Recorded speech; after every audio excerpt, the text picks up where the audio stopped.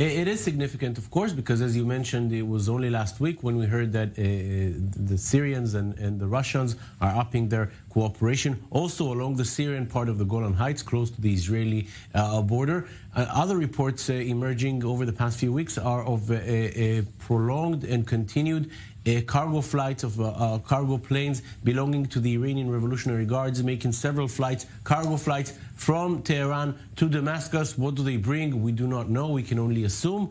But we've heard plenty of those reports since the beginning of the year for the past month. Israel did not act for the past month, and even when it did act the last time, it was near the naval ports in Syria, in Tartus, in that area, especially in the area of Latakia. Now again, striking in the Damascus airport. Are those attacks connected to those cargo flights coming from Tehran? Again, we do not know. We can only assume. Israel, as usual, keeps quiet.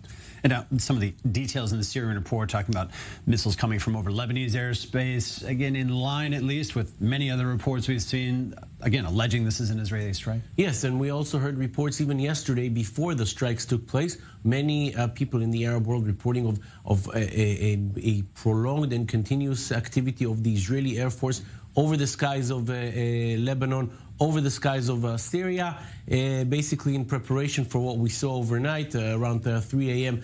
Local time, that strike in Damascus. Again, it goes along with the many strikes that we've seen attributed to Israel over the past few years, especially targeting cargoes in the Damascus airport area. It seems to go along those lines, but again, it is the first reports of strikes carried out this year, first reports of strikes carried out following those reports of the cooperation between Russia and Syria. The latest indication that I believe what you call the war in between wars. Still CBW, ongoing. the campaign between the wars, exactly. That's right. We'll keep our viewers updated. Anything else that emerges there. Thanks, Jonathan Regev.